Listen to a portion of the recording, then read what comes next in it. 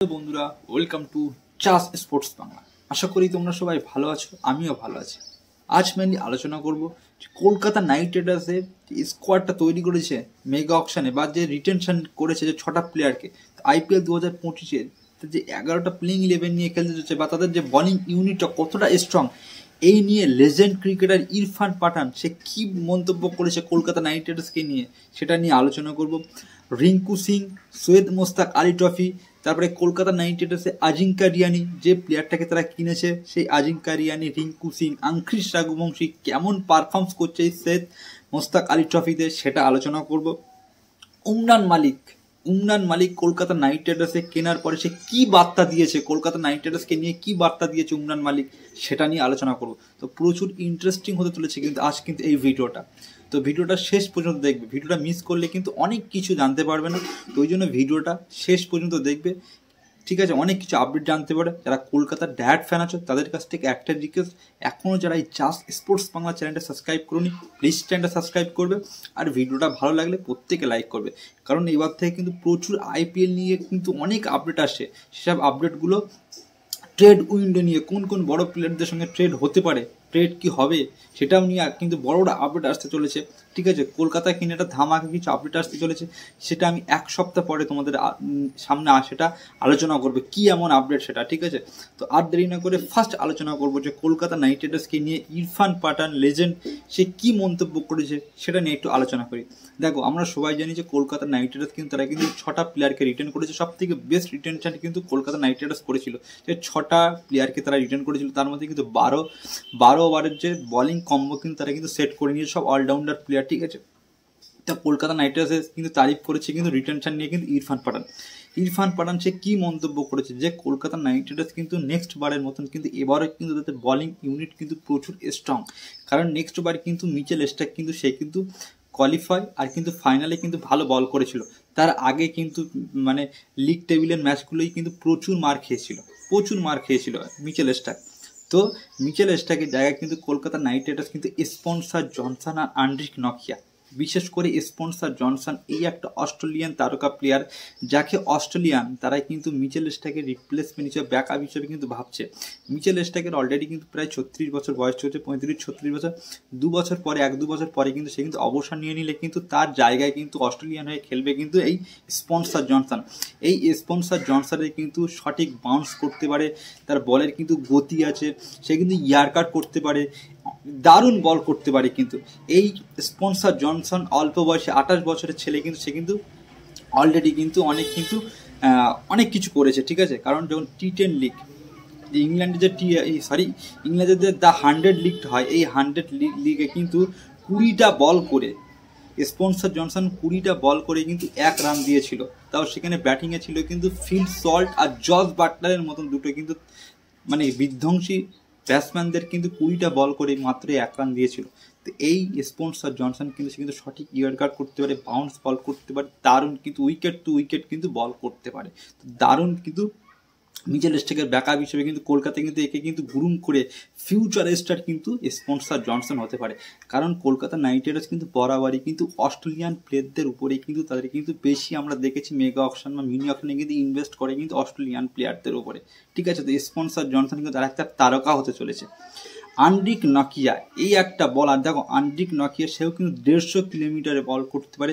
আন্ড্রিক Nokia 2020, 21, 22 সাল পর্যন্ত কিন্তু দিল্লি ক্যাপিটালসের হয়ে কিন্তু মারাত্মক বল করেছিল, যার বলে কিন্তু কেউ খেলতে পারত না। যখন নকিয়া আর রাবাডা এই দুটো দিল্লির বলা ছিল না, তখন কিন্তু ব্যাটসম্যানরা কিন্তু ঘাবড়ে যেত, ঠিক আছে? এমনকি কিন্তু রাবাডাকে রিলিজ করে কিন্তু নকিয়াকে কিন্তু দিল্লি কিন্তু একসময় কিন্তু রিটেন করে রেখেছিল কিন্তু। তো নকিয়া কিন্তু সে কিন্তু ইনজুরির জন্য কিন্তু নেক্সট জেন দিল্লির হয়ে কিন্তু খুব একটা ভালো পারফর্মস করতে পারে না, সঠিক জায়গায় কিন্তু সে কিন্তু বলটা লেন্থ কিন্তু বল করতে পারেনি বলে মার খেয়ে গিয়েছিল। কিন্তু আন্ড্রিক নকিয়া কিন্তু সে কিন্তু তার বোলিং অ্যাকশনে অনেক কাজ করেছে, T20 ওয়ার্ল্ড কাপে কিন্তু দারুণ পারফর্মস করেছে। তো ইডেন গার্ডেনে কিন্তু আন্ড্রিক নকিয়া কিন্তু প্রচুর এফেক্টিভ হতে পারে, ঠিক আছে? সেটা আমি বলে দিলাম। তারপর ইরফান পাঠান আর কি বলছে, যে কলকাতা নাইট রাইডার্স হার্ষিত রানা, বৈভব আরোরার মতন ইন্ডিয়ান কিন্তু ট্যালেন্টেড প্লেয়ারকে তারা ধরে রেখেছে, যে হার্ষিত রানায় কিন্তু টেস্ট ক্রিকেটে দারুণ বল করেছে, আইপিএলে কিন্তু দারুণ বল করেছিল। নেক্সট সিজন আইপিএলে কিন্তু সে 12-13টা ম্যাচ খেলে হার্ষিত রানায় কিন্তু প্রায় 18-20টা উইকেট নিয়েছিল। তারপরে বৈভব আরোরাও কিন্তু 18টা উইকেট নিয়েছিল। বরুণ চক্রবর্তী কিন্তু প্রায় 23-24টা উইকেট নিয়েছিল। সুনীল নারিনও কিন্তু 18টা উইকেট নিয়েছিল। আন্ডে রাসেল কিন্তু 18টা উইকেট নিয়েছিল। তো প্রত্যেক যে নেক্সট সিজন যে চ্যাম্পিয়ন করেছিল যেসব বলারগুলো, সব বলার কিন্তু এবারেও কিন্তু কলকাতার স্কোয়াডে আছে। ওই জন্য কিন্তু ইরফান পাঠান মনে করে যে কলকাতায় কিন্তু আবারও কিন্তু স্ট্রং হয়েছে কিন্তু তাদের বোলিং ইউনিট। তার সঙ্গে সঙ্গে কলকাতা নাইট রাইডার্স কিন্তু উমরান মালিককে কিন্তু তারা কিন্তু তার মেগা অকশন থেকে তুলে এনেছে। তো কলকাতা নাইট রাইডার্স কিন্তু ব্যাকআপ লাইন আপও খুব সুন্দর। তো কলকাতা নাইট রাইডার্স কিন্তু ইরফান পাঠান বলেছে যে বোলিং লাইন আপ কিন্তু খুব স্ট্রং হতে চলেছে। ঠিক আছে, এবার আলোচনা করবো যে সৈয়দ মোস্তাক আলী ট্রফিটা হচ্ছে, এই সৈয়দ মোস্তাক আলী কলকাতার যেসব প্লেয়ারগুলো খেলছে, রিঙ্কু সিং, আঙ্কিশ রঘুবংশী, আজিঙ্কিয়া রাহানে, তারা কেমন ভেঙ্কটেশ আয়ার কেমন পারফর্মস করছে একটু দেখা যাক এক নজরে। দেখো, রিঙ্কু সিং কিন্তু ব্যাক টু ব্যাক কিন্তু দুটো ম্যাচেই কিন্তু কাল মেবি 20 বলে 45 রান করে কিন্তু জিতিয়ে দিয়েছিল। মেবি আরেকদিন ওরকম কিন্তু 40 বলে কিন্তু 73 এরকম একটা রান করেছিল। তো রিঙ্কু সিং কিন্তু দুর্দান্ত কিন্তু পারফরমেন্স করছে। রিঙ্কু সিং কিন্তু স্ট্রাইক রেট প্রায় 200 স্ট্রাইক রেটে কিন্তু সৈয়দ মোস্তাক আলী ট্রফিতে কিন্তু দারুণ ব্যাট করছে। তারপরে কিন্তু আঙ্কিশ রঘুবংশী কিন্তু মুম্বাইয়ের সৈয়দ মোস্তাক আলী ট্রফিতে খেলছে। আঙ্কিশ রঘুবংশী কিন্তু কাল কিন্তু 13 বলে কিন্তু 19 করেছে। তো আঙ্কিশ রঘুবংশী একটা ছোট ইনিংস খেললেও কিন্তু সে কিন্তু তাই কিন্তু ব্যাটিং কিন্তু দারুণ স্কিল কাল দেখিয়েছে। আজিঙ্কা রিয়ানিকে কেউ কিন্তু মেগা অপশনে বিট করেনি, প্যাটেল তুলিনি। যে আজিঙ্কা রিয়ানিকে কলকাতা কিন্তু লাস্টে কিন্তু 1.5 কোটি টাকায় মাত্র নিয়েছিল, সেই আজিঙ্কা রিয়ানি কিন্তু মানে দুরান্ত পারফরমেন্স করছে কিন্তু সৈয়দ মোস্তাক আলী ট্রফিতে। কাল কিন্তু 31 বলে কিন্তু 54 রান করেছে, দারুণ কিন্তু স্ট্রাইক রেটে ব্যাট করছে। দেখো, আজিঙ্কিয়া রিয়ানি কিন্তু 1-2 বছর কিন্তু সে কিন্তু তার ব্যাটিংয়ে কিন্তু প্রচুর কিন্তু প্রুভ করেছে। সে কিন্তু টি-20 ফর্মেটে কিন্তু দারুণ ব্যাট করছে। চেন্নাইয়ের হয়ে কিন্তু প্রচুর ম্যাচে কিন্তু প্রচুর রান করেছে, সেটা আমরা দেখেছি। তো আজিঙ্কা রিয়ানি কিন্তু 4 নম্বরে কিন্তু ভালো খেলছে। তো কলকাতা নাইট রাইডার্স কিন্তু শ্রেয়াস আয়ারের জায়গায় কিন্তু আজিঙ্কা রিয়ানি কিন্তু খেলাতে পারে, সেটা আমি আজ বলে দিচ্ছি যে আজিঙ্কা রিয়ানি কিন্তু শ্রেয়াস আয়ারের জায়গায় কিন্তু অ্যাঙ্কার রোলে কিন্তু খেলতে পারে। ঠিক আছে, এবার আলোচনা করবো যে ভেঙ্কটেশ আয়ার কিন্তু কাল কিন্তু এমপির হয়ে কিন্তু সে কিন্তু মেবি 12-13 বলে কিন্তু 20-25 রান করে কিন্তু ম্যাচ ফিনিশ করে কিন্তু এমপিকে কিন্তু জিতিয়েছে। দারুণ কিন্তু খেলছে কিন্তু ভেঙ্কটেশ আয়ার কিন্তু দারুণ পারফরমেন্স করছে। এমনকি ভেঙ্কটেশ আয়ার কিন্তু সে কিন্তু বলও করছে। রামানদীপ সিং কিন্তু ব্যাটেও বল দুটোই কিন্তু অলরাউন্ডার পারফরমেন্স করছে।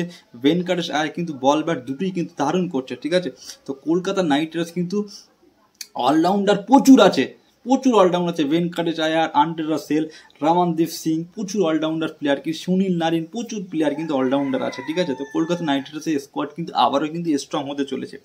এবার আলোচনা করব যে উমরান মালিক কলকাতা নাইট রাইডার্সকে নিয়ে কি এমন মন্তব্য করেছে, কি বার্তা দিয়েছে কলকাতা নাইট রাইডার্স ফ্যানদের জন্য। উমরান মালিক একটা ইন্টারভিউতে যখন তাকে জিজ্ঞাসা করা হয় যে তুমি তো অনেক দিন ধরে ইন্টারন্যাশনাল ক্রিকেটের বাইরে আছো ইনজুরির জন্য, তারপরে কলকাতা নাইট রাইডার্স তোমাকে তো অপশন থেকে নিয়েছে, তো সেই সম্পর্কে উমরান মালিক একটা কথাই বলে যে আমি খুব তাড়াতাড়ি কামব্যাক করতে চাই, আমি খুব তাড়াতাড়ি কিন্তু ইন্ডিয়ার জার্সিতে কিন্তু খেলতে চাই। এমন এটাও বলে যে আমার কিন্তু ড্রিম বা আমার স্বপ্ন কিন্তু টি-20 ওয়ার্ল্ড কাপ 2026 এই টি-20 ওয়ার্ল্ড কাপে খেলে আমি কিন্তু চ্যাম্পিয়ন করাতে চাই। সে এটাও প্রতিশ্রুতি দেয় যে আমি এবার আইপিএলে কিন্তু প্রায় 160 কিলোমিটারে কিন্তু বল করতে পারবো। সে বলেছে যে আমি প্রায় 160 কিলোমিটারের উপরে কিন্তু আমি কন্টিনিউ কিন্তু বল করছি। সে এটাও বলেছে যে আমি স্লোয়ার বাউন্স বা ইয়ার কাট দৈনিক আমি কিন্তু ইয়ার কাট কিন্তু বল কিন্তু প্র্যাকটিস করছি। ঠিক আছে, সে এটাও বলেছে যে আমার কিন্তু বোলিং লাইনটা যেটা লাইনটার জন্য আমার প্রবলেম হয়েছিল সেটা কিন্তু আমি কিন্তু 100% কিন্তু প্রুভ করেছি। তো সে এটাও বলেছে যে আমি ভরত অরুণ স্যার যে কলকাতা নাইট রাইডার্সের যে বোলিং কোচ সেই ভরত অরুণ স্যারের সঙ্গে কিন্তু অনেক দিন ধরে কাজ করেছে।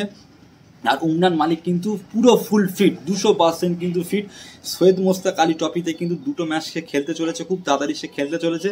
তারপরে কিন্তু কলকাতা নাইট রাইডার্সের হয়ে খেলেই কিন্তু সে কিন্তু ইন্ডিয়ান টিমে কিন্তু কামব্যাক করতে চলেছে। সে কিন্তু প্রচুর কনফিডেন্সের জোরসের সাথে বলেছে যে আমি খুব তাড়াতাড়ি ইন্ডিয়ার হয়ে খেলতে চলেছি এবং এবার আইপিএলে কিন্তু 160 কিলোমিটারে আমি কিন্তু বল করতে চলেছে। তো এবার কিন্তু উমরান মালিকের বলে কিন্তু 3-4টে ব্যাটসম্যান কিন্তু হেলমেট ভাই তছনছ হতে পারে। উমরান মালিকের 160 কিলোমিটার গতি মানে বুঝতে পারছো। 160 কিলোমিটার গতি। তো কলকাতা নাইট রাইডার্স কিন্তু উমরান মালিক, এবার আমি বলে দিচ্ছি মিলিয়ে নিয়ে, উমরান মালিক কিন্তু অনেকে মানে কি বল, উমরান মালিক এমনই বল করবে, এমনই পারফর্মস করে দেখাবে না, যেটা উমরান মালিকের নাম কিন্তু আবারও কিন্তু সবার মুখে মুখে চর্চাবে। যেমন এক সময় হায়দ্রাবাদে যখন 2022-21 সালে যখন পারফর্মস করেছিল উমরান মালিক, সেই সময় কিন্তু নাম তার মুখে মুখে ছিল। তারপরে কিন্তু সে ইন্টারন্যাশনাল ক্রিকেটে ডেবিউ করেছিল। তারপরে শোয়েব আক্তার বলেছিল যে ইন্ডিয়ায় কিন্তু একটা স্পিড গান মেশিন কিন্তু তৈরি হয়েছে উমরান মালিক, ঠিক আছে। তো তারপরে সে কিন্তু তার যে লেন্থের জন্য কিন্তু মার খেয়ে গিয়েছিল, ইঞ্জুরির জন্য কিন্তু 2 বছর কিন্তু তার নামটা চাপা পড়ে গিয়েছিল, কিন্তু সে কিন্তু দারুণ কামব্যাক করেছে, প্রচুর মেহনত করেছে। কেকেআরের যে ভারত অনুসারের সঙ্গে প্রচুর কাজ করেছে, সে কিন্তু স্লোয়ার বল প্র্যাকটিস করেছে, তার বোলিং অ্যাকশানে কিন্তু আরও 2-3টে নতুন কিন্তু অ্যাড করেছে। ইয়ার্কার প্রত্যেক দিন দৈনন্দিন কিন্তু সে কিন্তু ইয়ার্কার বল প্র্যাকটিস করছে। 150 কিলোমিটার সে কন্টিনিউ বল করতে পারে, 150 থেকেও সে কিন্তু তার বলের স্পিডটা আরও বাড়িয়ে কিন্তু 160 কিলোমিটার বেগে কিন্তু সে কিন্তু বল করছে কন্টিনিউ। তো এবার কিন্তু আইপিএলে কিন্তু ব্যাটসম্যানদের কিন্তু মানে কি বল চমকে দিতে পারে তার বাউন্সে, তার মানে কি পেসে সে কিন্তু মুগ্ধ করতে পারে কিন্তু উমরান মালিক। তো উমরান মালিক কলকাতা নাইট রাইডার্সকে বার্তা দিয়েছে যে কলকাতা নাইট রাইডার্স আবারও একবার চ্যাম্পিয়ন করে কিন্তু ইন্টারন্যাশনাল ক্রিকেট ইন্ডিয়া হয়ে কিন্তু ডেবিউ করে কিন্তু T20 ওয়ার্ল্ড কাপে কিন্তু সে কিন্তু খেলতে চায়। তো কলকাতা নাইট রাইডার্স কিন্তু উমরান মালিক একদিকে, হর্ষিত রানা একদিকে, স্পন্সর জনসন একদিকে, আর বরুণ আর বৈভব আরোরা একদিকে ভাই, তারপরে রাসেল ভাই। কলকাতা নাইট রাইডার্সের মানে বোলিং অ্যাকশন দেখে মাথা খারাপ হয়ে যাবে। তারপরে স্পিনারে বরুণ চক্রবর্তী, সুনীল নারিন মেরে ফেলে দেবে এবারে, ঠিক আছে। তো এটাই আপডেট ছিল কলকাতা নাইট রাইডার্সকে নিয়ে, ঠিক আছে। সেগুলো তোমাদের সামনে আপডেট করলাম। আর কলকাতা নাইট রাইডার্স কিন্তু ক্যাপ্টেন্সি নিয়ে কিন্তু তারা কিন্তু 1 সপ্তাহ পরে কিন্তু 1 থেকে 10-12 দিন পরে কিন্তু একটা মিটিং করতে চলেছে কলকাতা, ঠিক আছে। তাদের সমস্ত কোচ ওনাদের মধ্যে একটা মিটিং হবে। এই মিটিংয়ে কিন্তু তারা কিন্তু ডিসাইড করবে তাদের নিউ ক্যাপ্টেন কে হতে চলেছে। মেবি কিন্তু ভেঙ্কটেশ আয়ারকেই কিন্তু ক্যাপ্টেন্সি দিতে চলেছে, ঠিক আছে। কারণ চন্দ্রকান্ত পণ্ডিতের সঙ্গে কিন্তু ভেঙ্কটেশ আয়ারের কিন্তু খুব ভালো সম্পর্ক, ঠিক আছে।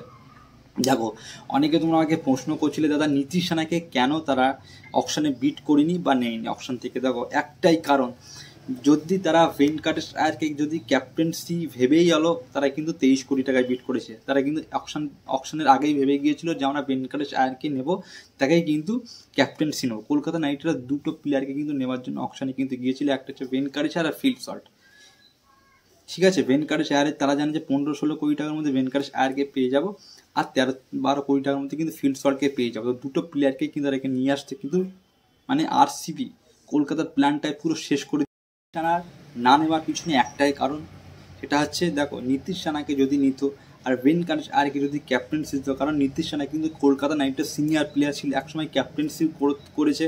তো ভেঙ্কটেশ আয়ার যদি ক্যাপ্টেন্সি করতো তাহলে কিন্তু নীতিশ রানার কিন্তু অনেকটা মনটা ভেঙে যেত, এবং সে কিন্তু একটা তাদের মধ্যে কিন্তু একটা মিসআন্ডারস্ট্যান্ডিং হতো ভেঙ্কটেশ আয়ার আর নীতিশ রানার মধ্যে। ওই জন্য কিন্তু কলকাতা নাইট রাইডার্স কিন্তু এটা চায় না যে আমরা ভেঙ্কটেশ আয়ারকে ক্যাপ্টেন্সি দেবো আর নীতিশ রানাকে ক্যাপ্টেন্সি দেবো। ওই জন্য কিন্তু নীতিশ রানাকে তারা কিন্তু মোটেও বিট করিনি, ঠিক আছে, যাতে প্রবলেম না হয়। দীনেশ কার্তিকের সঙ্গে কিন্তু এরকম একবার হয়েছিল কলকাতায়, তো ওটা কিন্তু চায়নি বলে তারা নীতিশ রানার উপরে কিন্তু অল আউট বিট করেনি। তো কলকাতা নাইট রাইডার্সের new captain 90% chance Venkatesh Iyer, ঠিক আছে। আজিঙ্কা রিয়ানি হয়তো ভাইস ক্যাপ্টেন হতে পারে। আজিঙ্কা রিয়ানি কিন্তু শ্রেয়াস আয়ারের জায়গায় কিন্তু আজিঙ্কা রিয়ানি কিন্তু খেলতে চলেছে, এটা লিখে নিয়ে নাও, ঠিক আছে। তো এই কটা আপডেট ছিল, সেগুলো তোমাদের সঙ্গে শেয়ার করলাম। তো প্লিজ তোমাদের কাছে আমার একটাই রিকোয়েস্ট, যদি আমার চ্যানেলে তোমরা নতুন আসো প্লিজ চ্যানেলটা সাবস্ক্রাইব করবে আর ভিডিওটা লাইক করবে। তো আজ এই পর্যন্ত, বাই।